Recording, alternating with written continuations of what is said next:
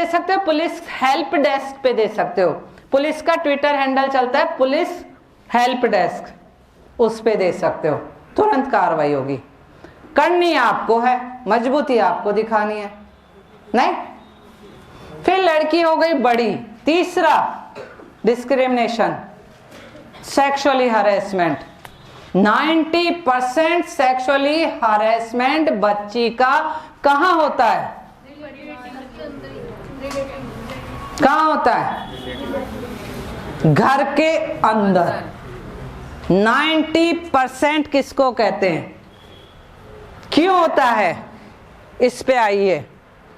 क्या मानसिकता है कि एक छोटी सी 10 साल की, 12 साल की, 20 साल की बच्ची का सेक्सुअली हरेसमेंट घर में कोई भी कर रहा है, चाचा, ताऊ, ड्राइवर, अंकल, ट्यूशन, कोई भी कर रहा है। क्या कारण है? कारण पे जाइए,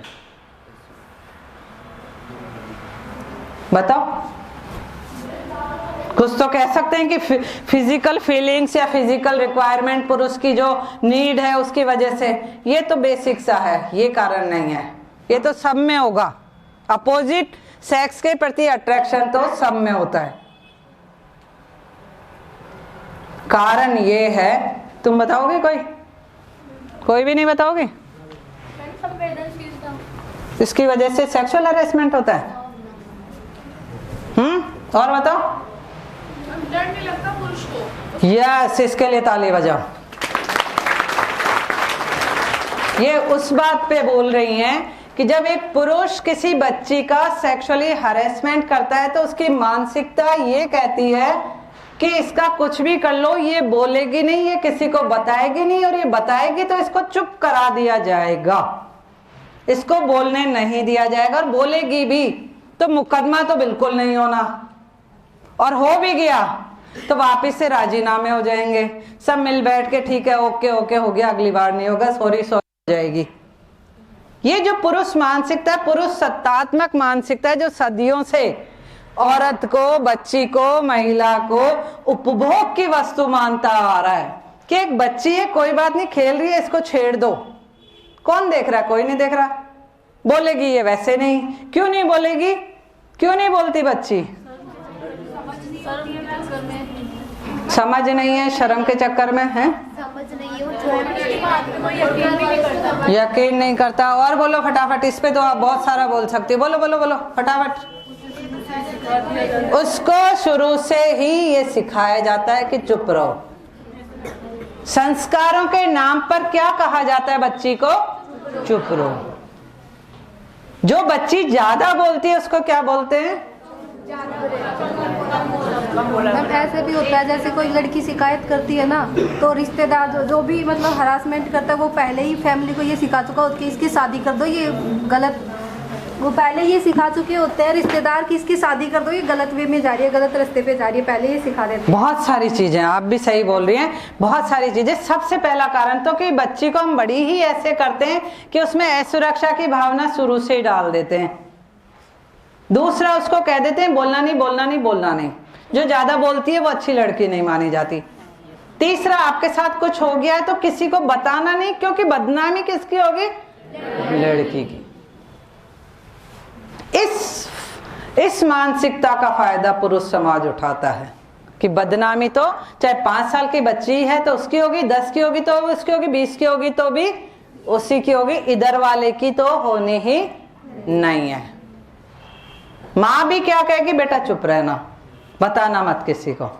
और वो जो चुप रहने की, वो बचपन से लेके बड़े हो तक बच्ची के दिमाग में घर करती है हमेशा, क्योंकि उसको बोलने नहीं दिया गया। यदि उसको बोलने दिया जाता, खुल के बोलने दिया जाता कि उसके साथ ये हुआ है, तो वो जो एक ग्रंथि बन जाती है वो तभी खत्म हो जाती। ग्रंथियां क्यों बनती है दिमाग में?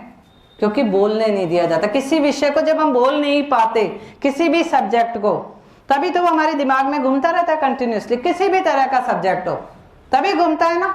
और उसको अब जब हम निकाल देते हैं तो फिर वो ग्रंथि का रूप नहीं लेती, और जिसके दिमाग में ग्रंथि बन गई उसका डेवलपमेंट मेंटली रूप से तो अच्छा नहीं होगा।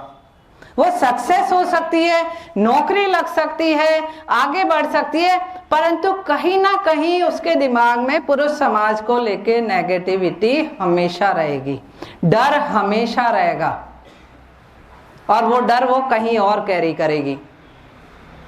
नहीं, आज खुद डरी है, कल अपनी बेटी को डराएगी, बहन को डराएगी, बच्चों को डराएगी। तो ये जो सेक्सुअली हरेसमेंट का कारण है कि वही समाज की मानसिकता, डिस्क्रिमिनेशन, जिसने पुरुष को तो बदनामी से दूर कर दिया कि नहीं तू कुछ भी कर, तेरा कुछ नहीं बिगड़ेगा क्योंकि तू मर्द है, और इसको कि नहीं तुझे कुछ नहीं करना, तुझे चुप रहना है, तुझे ऐसे कपड़े नहीं पहनने, तुझे ऐसे नहीं जाना, तुझे वो नहीं करना, वरना कल को शादी नहीं होगी, ससुराल अच्छा नहीं मिलेगा, पति अच्छा नहीं मिलेगा, ये नहीं मिलेगा, वो नहीं मिलेगा। तो वहां से जेंडर डिस्क्रिमिनेशन अभी तक इस सेक्सुअली हरेसमेंट को बढ़ाया जा रहा है।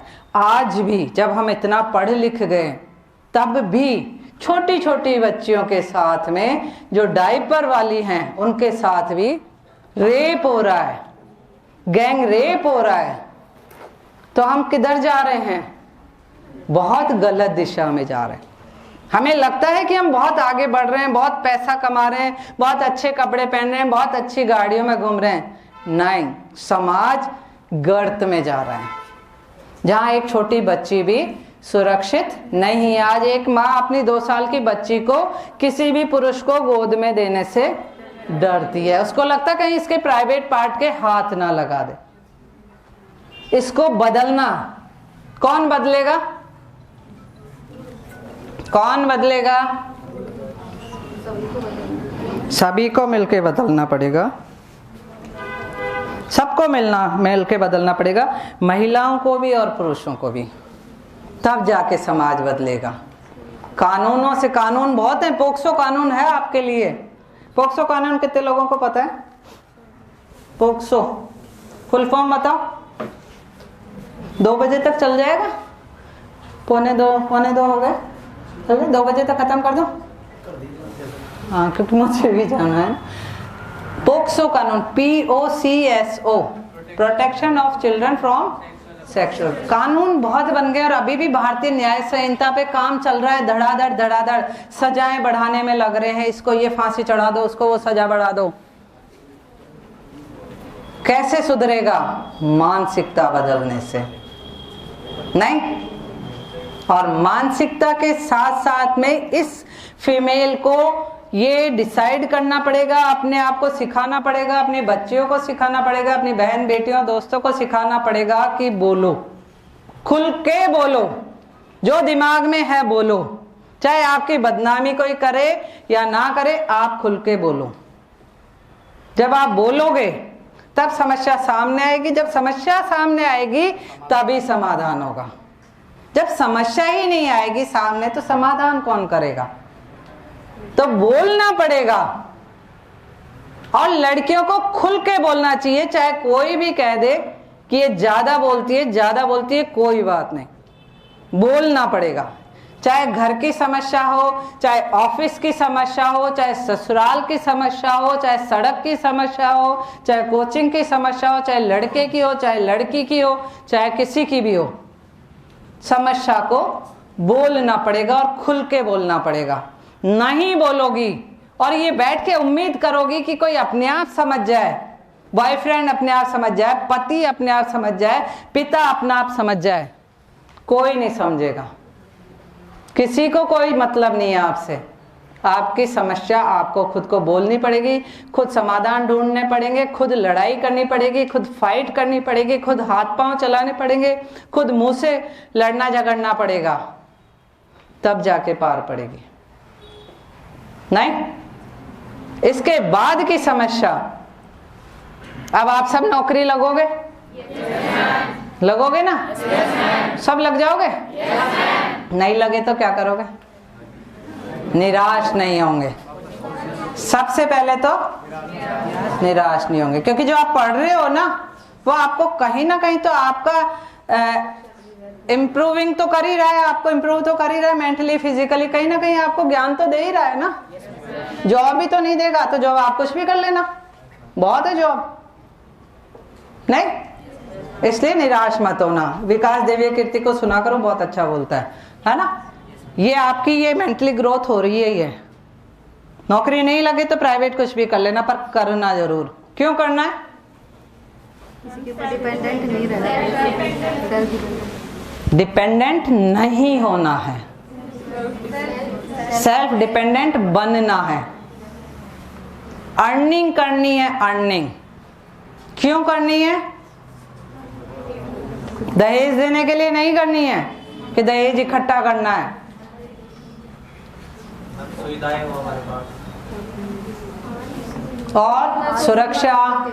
सुरक्षा सबसे ज्यादा जब अपने पास थोड़ी मनी होती है ना, तो एक अंदर से सुरक्षा फील होती है ना कि देखो मेरे पास है, कुछ है, बचा हुआ है, मैं लड़ लूंगा, किसी से भी लड़ लूंगा, कोई भी आ जाए, कोई भी समस्या आ जाए, हम लड़ लेंगे, फेस कर लेंगे, हमारे पास सेफ है। और ये सेफ डिपॉजिट ही आपको आगे बढ़ाएगा। मैं जब बीएड किया ही था, मैंने 1994 में, बीएड से भी पहले जब मैं फर्स्ट ईयर या सेकेंड ईयर में थी, तब भी मैं ट्यूशन पढ़ाती थी। उसके बाद मैं स्कूल भी पढ़ाने जाती थी। फिर बीएड करते ही मैंने प्राइवेट जॉब भी शुरू कर दिया, जबकि मेरे को कोई रिक्वायरमेंट नहीं थी। मेरे पापा खुद फूड एंड सप्लाई ऑफिसर थे, परंतु मैं क्यों जाती थी? क्योंकि मुझे भी कुछ चाहिए था कि मेरे पास होना चाहिए, मुझे सेल्फ कॉन्फिडेंस होना चाहिए कि मैं कर सकती हूँ। नहीं, पैसे कमाने का मतलब ये थोड़ी है कि हम कोई अमीर बनना है। कॉन्फिडेंस गेन होता है, और आप जब कुछ करते हो तो आपको नॉलेज ही मिलती है। चाहे किसी भी डिपार्टमेंट में जाके, चाहे आप दुकान खोल के भी बैठोगे ना, तो भी आपको कुछ ना कुछ नॉलेज होगी, क्योंकि रोज 10 लोग आपको 10 बातें बता के जाएंगे। सबसे ज्यादा नॉलेज मिलती है हमें कहाँ है? चाय की थड़ी पे, दुकान पे, परचूने की दुकान पे, जहाँ पे बहुत सारे लोग होते हैं। नहीं मिलती है ना? चाहे कैसी भी मिले, प्रैक्टिकल नॉलेज मिले, पर मिलती है। तो इसलिए सेल्फ कॉन्फिडेंस बढ़ाने के लिए कुछ ना कुछ आपको करना ही पड़ेगा। और लड़कियों के लिए तो बहुत जरूरी है कुछ ना कुछ करना। जो जितनी मम्मियां आपके लिए दहेज इकट्ठा कर रही है ना, उनको जाके आज ही रोक देना, मम्मा मेरे लिए दहेज इकट्ठा मत करो, मुझे किसी भी वर को खरीदना नहीं है। बोल दोगी? या कल ही मम्मी एक ज्वेलरी लेके आएगी, देख बेटा तेरे लिए लेके आई, वो कैसी है? मम्मा बहुत अच्छी है, रख दो लोकर में, है ना? साड़ी खरीद लो, ये खरीद लो, वो खरीद लो, और फिर आए अंकल आए साफ कर ले गए घर पूरा। और पापा से डिमांड करोगे, पापा गाड़ी तो दो, तो अच्छी वाली देना है, स्कूटर मत देना, 4 व्हीलर ही देना है। सारी लोगी तुम जितनी हो ना, सारी की सारी, तुम्हें देख के डरते हैं घर वाले, पता है क्या? कि इसके लिए दहेज इकट्ठा करना 20-25 लाख, तो सबको, सबके मम्मी पापा से पूछ लेना जाके, डरते हैं तुम्हें देख के। हम तो समझा देते हैं। नहीं मैम, सबके नहीं डरते। नहीं डरते? क्या कहते हैं वो? मेरे पापा है ना, वो फॉस्फेट में ही काम कर रहे हैं अभी, अच्छा। यूनिसेफ के अंदर। अच्छा, क्या नाम है? वो जैसलमेर के कोऑर्डिनेटर हैं। अच्छा अच्छा, तो वो दहेज वहेज इकट्ठा नहीं कर रहे हैं ना? वेरी गुड, बहुत अच्छी वो बात। कहते हैं कि है ना, तेरे ऊपर लगा देंगे, दहेज नहीं देंगे। हाँ, वेरी गुड। तेरे ऊपर का मतलब समझ में आया? मतलब आपकी पढ़ाई पे लगा देंगे, आपके किसी बिजनेस में सपोर्ट कर देंगे, आपके लिए कुछ और मतलब क्रिएटिव कर देंगे कि आपकी अर्निंग होती रहे। क्योंकि आप कितना ही दहेज दे लो, 1 करोड़ 2 करोड़ गाड़ी, ये वो सुख का या सफलता का या सुख समृद्धि परिवार का कोई माध्यम नहीं है। कितने ही दहेज दिए होंगे। आज जो सबसे ज्यादा समस्या हमारे पास आती है ना, दहेज प्रताड़ना कानून। रोज आज शादी हुई, कल थाने पे आके बैठ गए, आज शादी हुई, कल थाने पे आके बैठ गए। मैम जैसलमेर में ऐसे बहुत केसेस आए थे कि जो गांव के एरियाज थे ना, वहाँ पे अगर लड़कियाँ पैदा होती थी तो उनकी नाक में आटा घुसा के उनको मार दिया जाता था।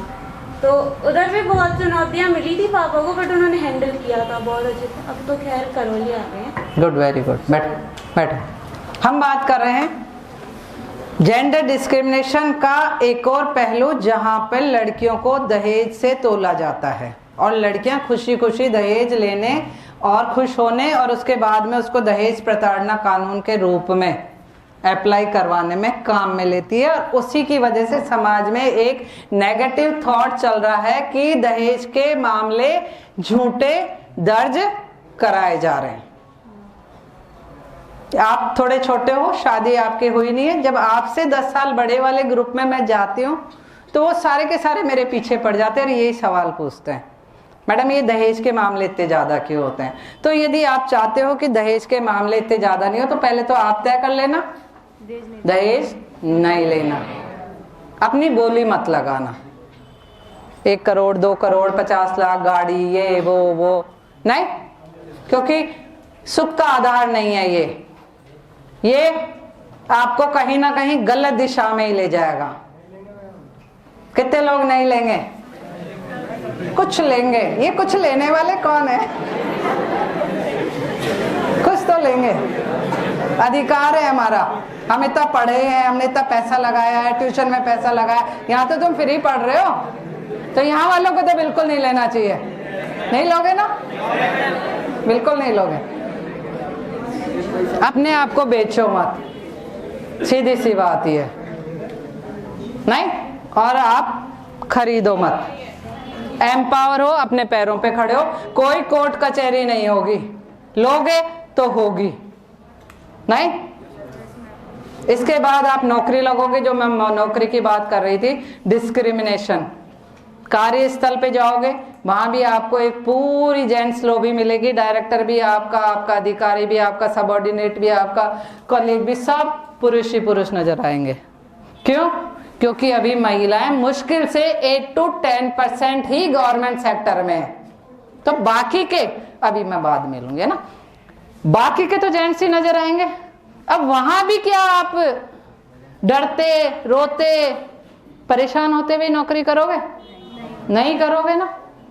कैसे करोगे? मजबूत होके करोगे। तो मजबूत कब होगे?